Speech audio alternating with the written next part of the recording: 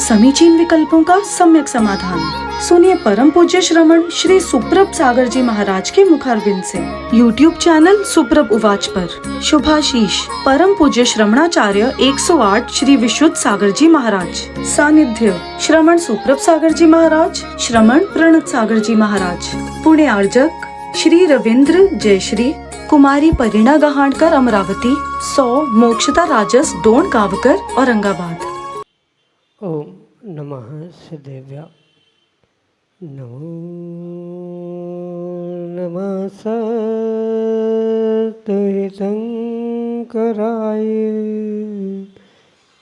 वीराय भव्यास्कराय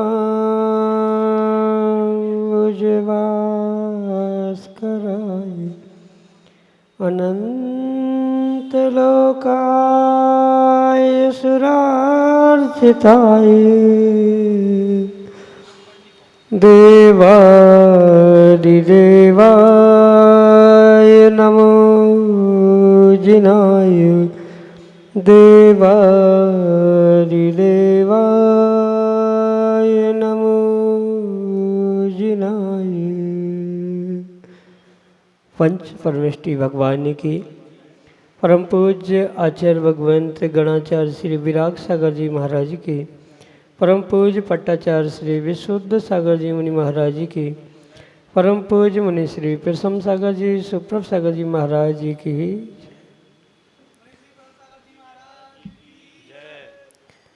समीचीन विकल्पों का सम्यक समाधान, सम्यक ज्ञान की वह अनूठी विधा जिसके माध्यम से हम सभी अपने मन में उठते उन अनेकानेक समीचीन विकल्पों का सम्यक रूप से समाधान प्राप्त करके अपने मन को निर्विकल्पता की ओर ले जाने का पुरुषार्थ करते हैं, क्योंकि मन की निर्विकल्पता ही आत्मा का वास्तविक सुख है।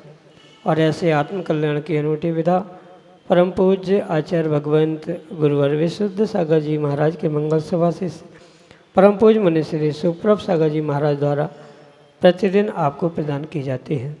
तो आप भी अपना समीचीन विकल्प भेजें और परम पूज्य मुनि श्री से उसका सम्यक समाधान प्राप्त करने का पुरुषार्थ करें। प्रारंभ करते हैं आज का सम्यक समाधान।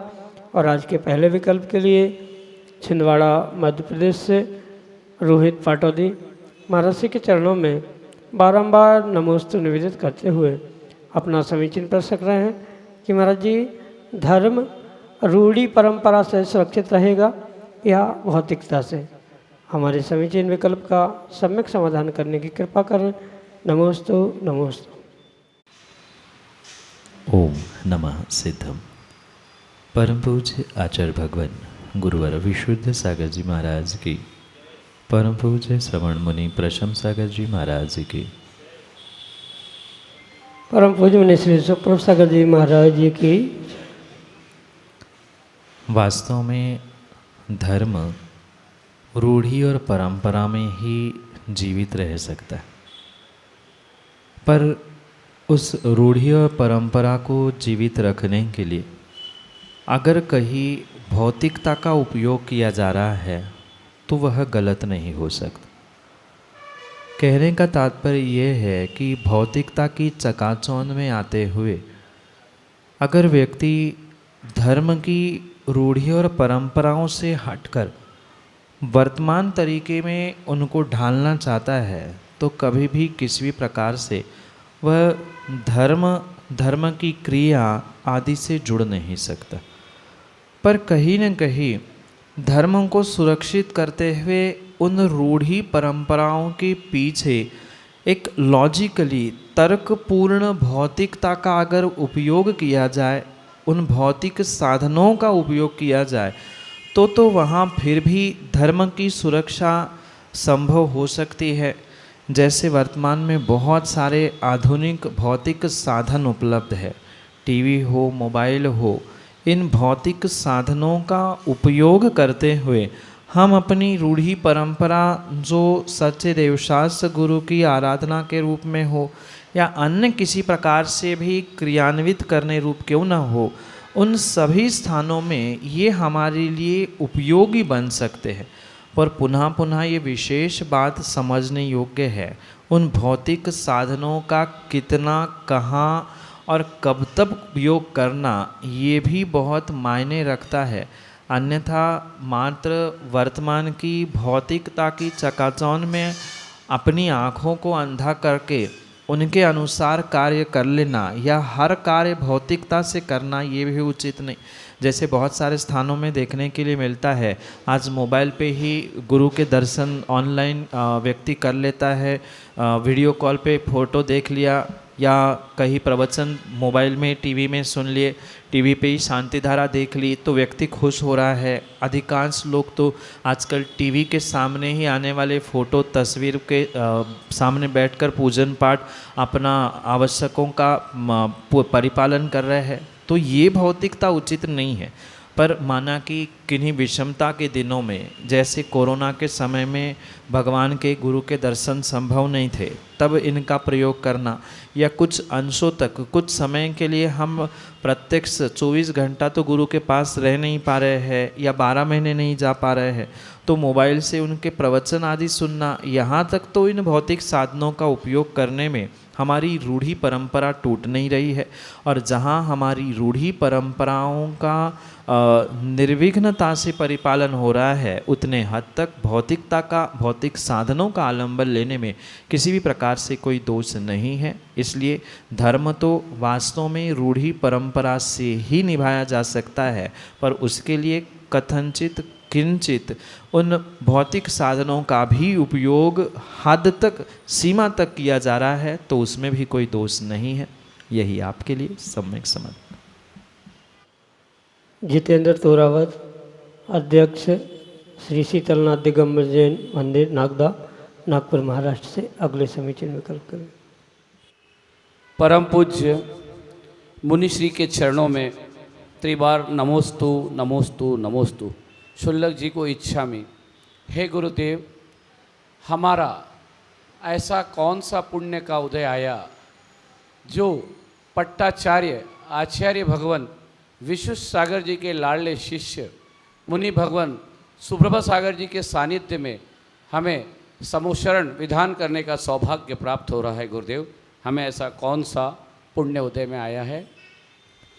यह समोशरण विधान मात्र आप गिने चुने श्रावकों का पुण्य का उदय नहीं है, अपितु गुणांबुदधि पावस योग नागपुर 2025 का एक ऐसा विलक्षण क्षण है जहाँ वास्तव में सहृदय प्रत्येक श्रावक अपने आप को इन धर्म अनुष्ठानों से जोड़ने का प्रयास कर रहा है, क्योंकि ये पक्का है जिसकी नीयत जितनी साफ होती है उसकी नियति भी उतनी ही उत्कृष्ट होती है। और शायद कुछ हम आपकी ऐसी पुरानी नियति संयोग कह दे जिसके कारण से यहाँ पुनः एक बार मुनि संघ का आना हुआ, क्योंकि यूँ सहजता से मुनि संघ पुनः एक ही नगर में दोबारा स्थानों में नहीं पहुँचता, पर कहीं न कहीं आपका और मुनि संघ का कुछ पुराना कर्म का ऐसा संबंध, कांटेक्ट जिसे कहा जा सकता है, वह ऐसा भावना भाने रूप जो आपने पुरुषार्थ किया था कि हम भी कभी निर्ग्रंथ गुरुओं का सानिध्य प्राप्त करते हुए अपने जीवन को, अपने आप को और अपने समाज को एक नया मार्ग दिखाने का प्रयास करें। और मैं तो कहता हूँ, आप में जो विशेष करके युवा वर्ग मुनि संघ से जुड़ने का प्रयास कर रहा है, शायद उनके ही पुण्य से इस समाज में पुनः एक बार ये विधान होने का निमित्त औचित्य के रूप में प्राप्त हो रहा है।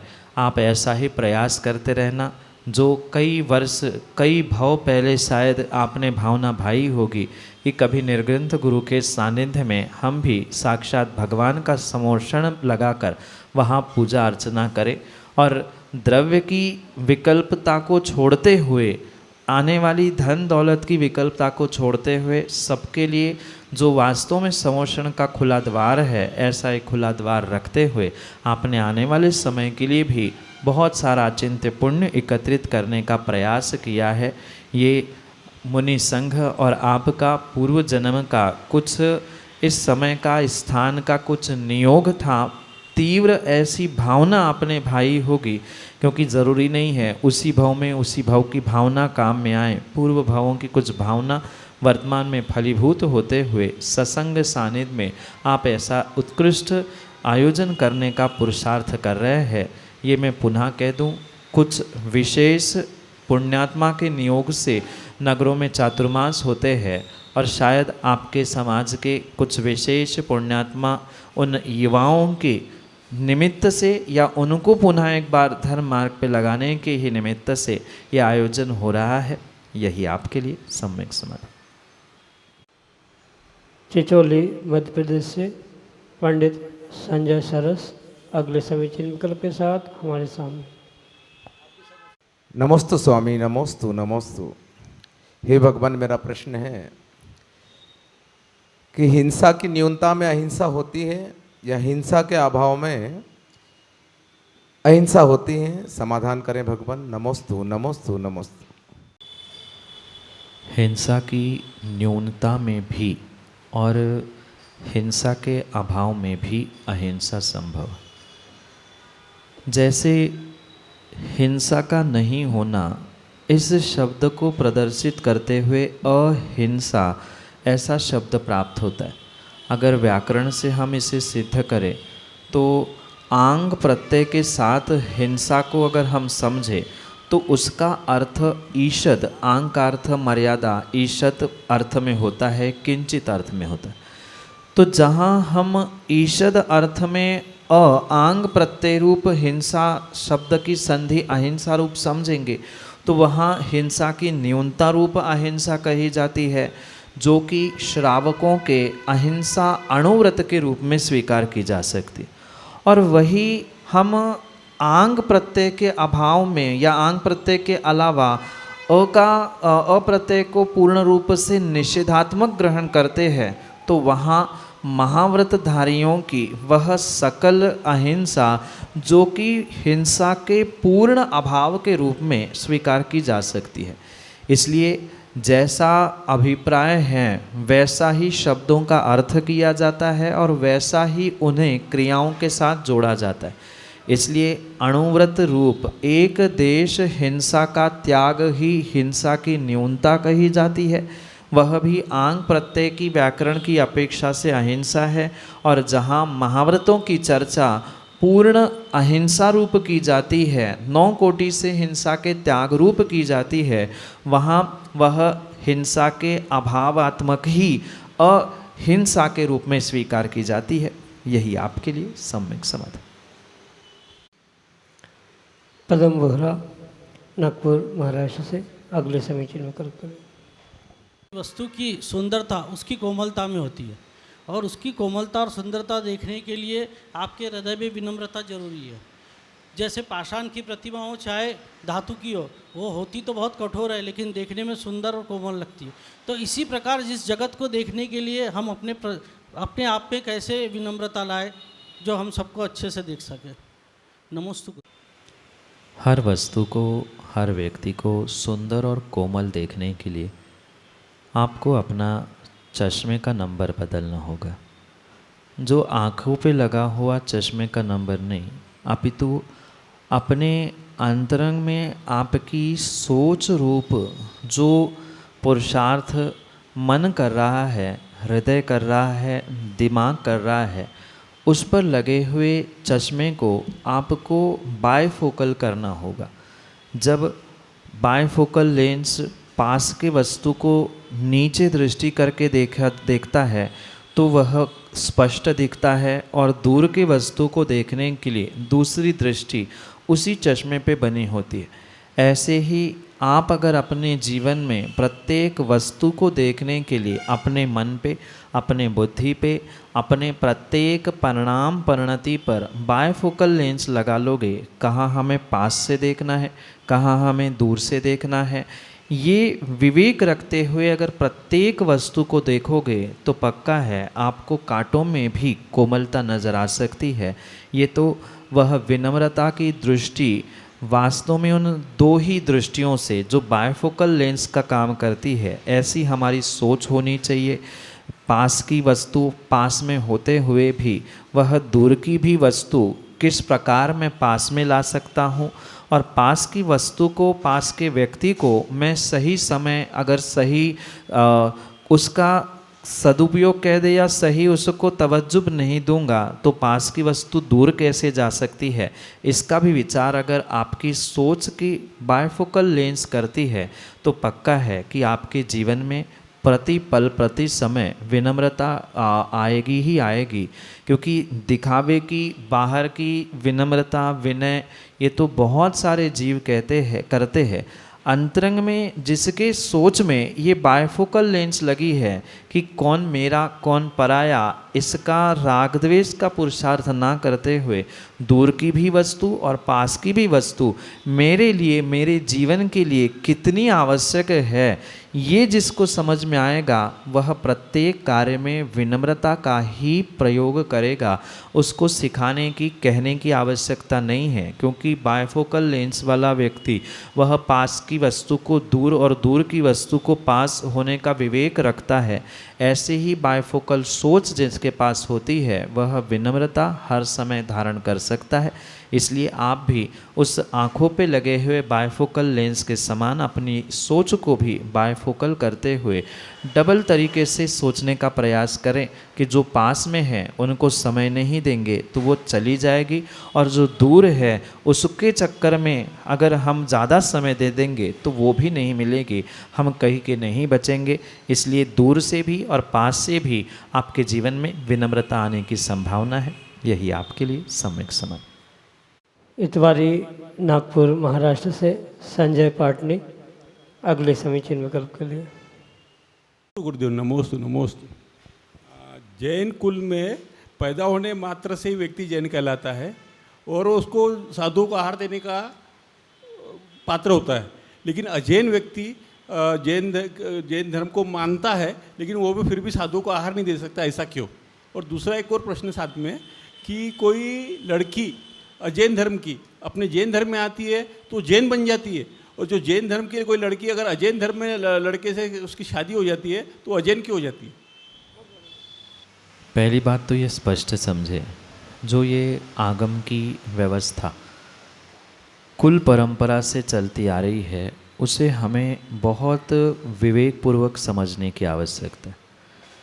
आज जो ये वर्तमान में मात्र कहा जाता है कोई जैन कुल में जन्मने से जैन होता है, पर वास्तविकता में आगम में ये बात स्वीकार नहीं है। भले ही वो जैन कुल में जन्मा हो, नाम के आगे जैन भी लिख रहा हो, माइनॉरिटी के लिए उसे बहुत सारा कंसेशन भी मिल रहा हो, पर कायदा तो यही है कि वह आहार देने की योग्यता को खो देता है अगर कुछ धर्म के, कुल के, आगम के विरुद्ध वह कार्य करता है।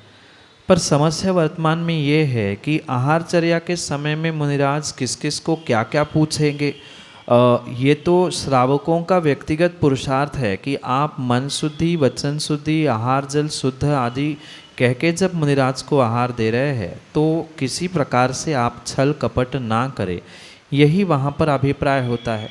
कोई चोरी छुपे असोले के वस्त्र पहनकर जिसके कुल की शुद्धि नहीं है वो मुनिराज को आके आहार दे रहा है तो उसमें मुनिराज की गलती नहीं है, धर्म की कोई छूट नहीं है। वह व्यक्तिगत अपने आप से, गुरु से, प्रभु से, धर्म से सबके साथ छल कर रहा है, उसको उसका फल अवश्य ही मिलेगा। रही बात दूसरी प्रश्न की या उसी संबंधित जो जैन कुल के परिवर्तन में देखने के लिए मिलता है, वहाँ भी ध्यान रखें अन्य कुल से आई हुई कन्या भी अगर आपके परिवार में आई है तो आगम का स्पष्ट विधान है, आचार्यों ने स्पष्ट कहा है उस कुल परिवार के व्यक्तियों से जिसके उस बेटे के साथ रोटी बेटी के संबंध चल रहे हैं, खाना पीना उठना आना जाना चल रहा है, उस परिवार से मुनिराज को आहार ग्रहण करने का निषेध ही कहा है। चाहे कन्या चली गई हो, चाहे अन्य कन्या आई क्यों ना हो, ये मात्र हमारे जैन कुल की ही व्यवस्था नहीं है, अपितु अगर सूक्ष्मता से अनेक धर्मों की, संप्रदायों की भी व्यवस्था आप गहराई से देखो तो सभी में विजातीय विवाह का पूर्ण रूप से निषेध प्राप्त होता है। अब मानव धर्म करते हुए बहुत सारों ने संप्रदाय धर्म की, आगम की, धर्म ग्रंथों की व्यवस्था को चौपट करके रखा है, पर किसी भी धर्म में विजातीय विवाह स्वीकार है ही नहीं है। उनकी भी कुछ ऐसी व्यवस्थाएं हैं कि उनको धर्म मार्ग से, मंदिर से या बहुत सारी धर्म की क्रियाओं से अलग किया जाता है। इसलिए ये कुल परंपरा, जाति परंपरा, जिसको वर्तमान में तुम्हारा विज्ञान भी स्वीकार करता है, क्योंकि हार्मोन्स या जीन्स जो कहलाते हैं इंटरनल, जिसके कारण से रिप्रोडक्शन आदि होता है, उनके रिजल्ट्स भी आज दुनिया के सामने विज्ञान प्रस्तुत करते हुए उसके नेगेटिव पॉइंट्स सामने रख रहा है। इसलिए कोई माने ना माने, पर आगम की यही व्यवस्था शाश्वत है, त्रैकालिक है। चाहे आए चाहे चली जाए कन्या, पर अगर वह कुल की योग्यता के अनुसार नहीं है तो कहीं न कहीं उनकी प्रत्याशत यानी उनकी नज़दीकता के कारण से वह घर परिवार में अशांति, आने वाली पीढ़ी की बच्चों की विपरीतता, विडंबना, ये बहुत सारे कारण देखने के लिए मिलते हैं। इसलिए ऐसा आगम के धर्म के परिपेक्ष में किसी प्रकार से स्वीकार नहीं किया जाता। ये बात विशेष ध्यान रखें, जिन्होंने ऐसा संबंध होने पर, मतलब बेटा या बेटी ने कोई ऐसा विजातीय संबंध किया है और उनके माता पिताओं ने उसके पूर्ण रूप से संबंध तोड़ दिया है, तो वो धर्म मार्ग में, धर्म कार्यों में आहार देना, विधान में मुख्य पात्र आदि बनना, इसकी योग्यता बना के रखते हैं। अन्यथा उनका कुछ वर्षों बाद पुनः राग उमड़ आता है। उनको लेना देना, मतलब घर में लाना, उनके घर में जाना, कोई भी हो, मतलब बेटी जाने की स्थिति हो, आने की स्थिति हो, कहने के लिए तो जैन कुल, जैन नाम लिखा जाएगा, पर उनकी योग्यता मुनिराजों को विशेष करके आहार देने की नहीं बचती है। ये बहुत सारी व्यवस्था समझे। और इतना ही नहीं, आज ऐसी भी बहुत सारे मुनि संघ हैं जहाँ जैन कुल के भी परस्पर में अगर विवाह हुए हैं तो उनसे आहार नहीं लेना, ऐसा उनका नियम है। ठीक है, वर्तमान में वो प्रैक्टिकल भले ही नहीं समझ में आता, पर बिल्कुल ही कुल छोड़कर कुलहीनता की ओर बढ़ने वाले उन सभी युवा युवतियों को इस विषय में सोचने समझने की आवश्यकता है। और मुख्यतः उनके माता पिताओं को भी इन बातों के विषय में गंभीरता से सोचने की आवश्यकता है। कुल में मात्र जन्मने से कोई भी आहार आदि देने की या श्रेष्ठ कार्य करने की योग्यता प्राप्त करे, ये बिल्कुल भी आवश्यक नहीं है। आगम में आर्य म्लेच्छ और कर्म म्लेच्छ, दो प्रकार के म्लेच्छ है, यानी निम्न लोगों की व्यवस्था कही है। जो जन्म से तो कार्य आर्य है, श्रेष्ठ है, पर फिर भी उन्होंने कोई म्लेच्छ यानी निम्न नीच कार्य किया है, तो उनको तत्काल भले ही नाम वो लिखता रहे, पर उस कुल, उस परंपरा, उस व्यवस्था से बिल्कुल अलग किया है। आज पैसे वालों की सब कुछ चल जाती है, पैसे वालों के बेटा बेटी ने सब कुछ कर लिया तो समाज या तथाकथित साधक भी उसे स्वीकार करते हैं, और वही छोटे ने कर दिया सो पाप कहलाता है, उसे समाज से निकाला जाता है। ये भी सामाजिक वर्तमान की विडंबना है, पर विडंबना को हम आगम की व्यवस्था या धर्म की व्यवस्था नहीं कह सकते। ये जिन शासन की नहीं, अनेकानेक धर्मों में यही व्यवस्था है। यही आपके लिए सम्यक समाधान। समीचीन विकल्पों का सम्यक समाधान सुनिए परम पूज्य श्रमण श्री सुप्रभ सागर जी महाराज के मुखारबिंद से। YouTube चैनल सुप्रभ उवाच पर शुभाशीष परम पूज्य श्रमणाचार्य 108 श्री विशुद्ध सागर जी महाराज। सानिध्य श्रमण सुप्रभ सागर जी महाराज, श्रमण प्रणत सागर जी महाराज। पुणे आर्जक श्री रविंद्र जयश्री, कुमारी परिणा गहाणकर अमरावती, 100 मोक्षता राजस डोन गावकर औरंगाबाद।